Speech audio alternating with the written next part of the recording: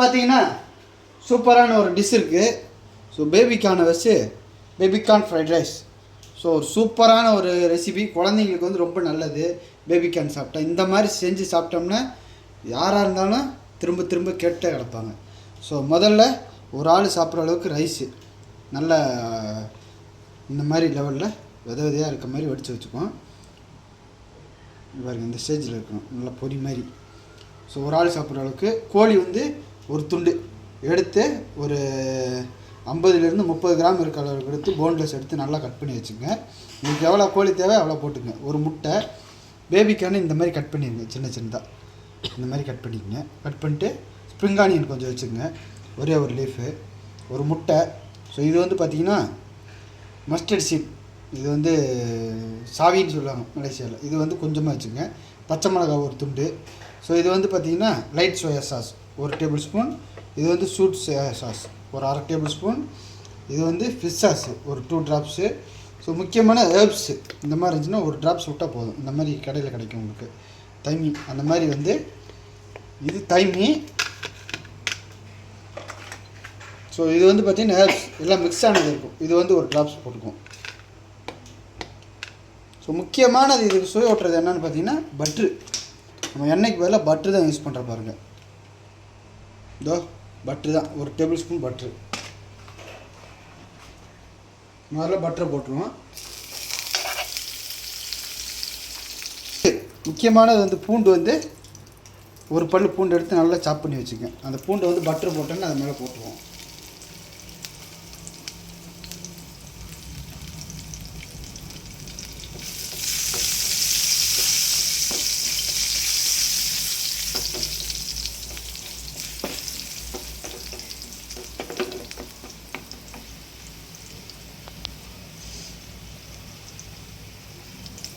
Okay, பூண்டு வந்து கருக வேணால், லைட்டாக ப்ரௌனானா போதும், கோல்டன் ப்ரௌன்.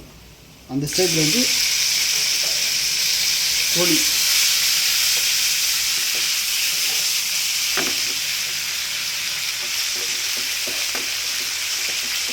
கோழியை போடுவோம். கோழி வந்து லைட்டாக சாத்தே பண்ணுவோம். ஸோ ஒரு 1/2 குக் ஆகட்டும். இந்த ஸ்டேஜில் வந்து இதோட பச்சை மிளகாய் வந்து ஆட் பண்ணிடுவோம். எல்லாத்தையும் ஒரு மிக்ஸ் பண்ணுவோம். ஸோ லைட்டாக குக் ஆகட்டும் கோழி.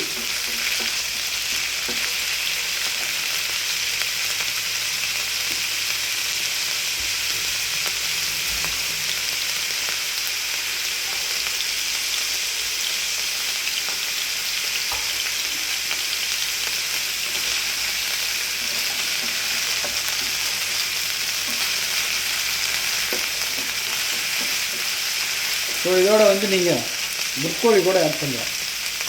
சில்ட்ரன்ஸ் கொடுக்கும்போது பாயில் பண்ணிட்டு ஆட் பண்ணிங்கன்னா அப்படியே பிசைஞ்சு கொடுத்தோம்னா சில்ட்ரன்ஸ் சாப்பிடுவாங்க, இல்லாட்டி பிரச்சனை இல்லை. ஸோ நல்லா மிக்ஸ் பண்ணுங்க. நீங்கள் ஒரு சின்னதாக வெட்டினீங்கன்னா குழந்தைங்க அப்படியே சாப்பிடணும். இது கொஞ்சம் பெருசு, இதை விட இன்னும் சின்னதாக வெட்டினீங்கன்னா உங்களுக்கு சாப்பாடு கொடுத்தா நல்லாயிருக்கும். ஸோ நல்லா மிக்ஸ் பண்ணிடுவோம். ஸோ கோழி வந்து குக் ஆகணும். ஒரு 1 minute குக் பண்ணுங்க போதும்.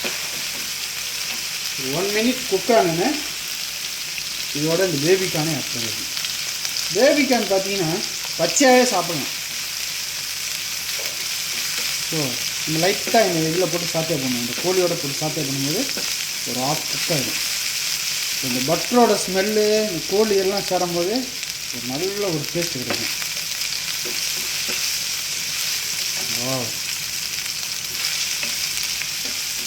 ஸோ மிக்ஸ் பண்ணுறோம். மிக்ஸ் பண்ணிட்டு முட்டை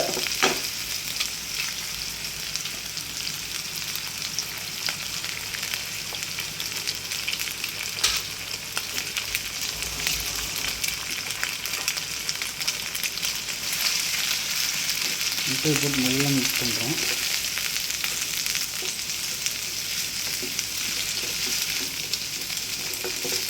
இப்போ பொரிக்கும்.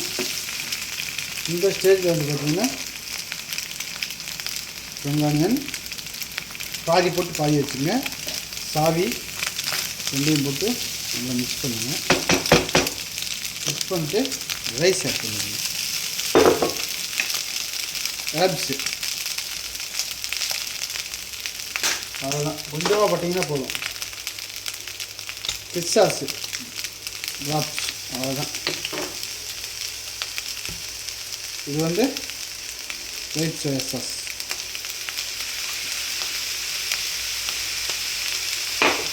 ஸ்வீட் சோயா சாஸ் நீங்கள் வந்து டேபிளில் அளந்து ஊற்றிக்கிங்க.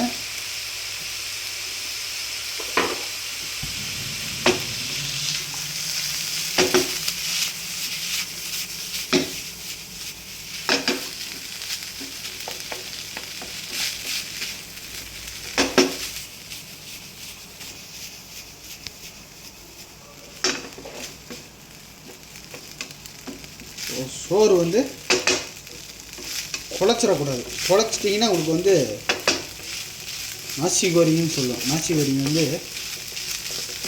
ஒட்டிடும், இந்த மாதிரி தனித்தனியாக வராது. ஸோ சோத்தை குழைக்காமல் எடுத்துருங்க.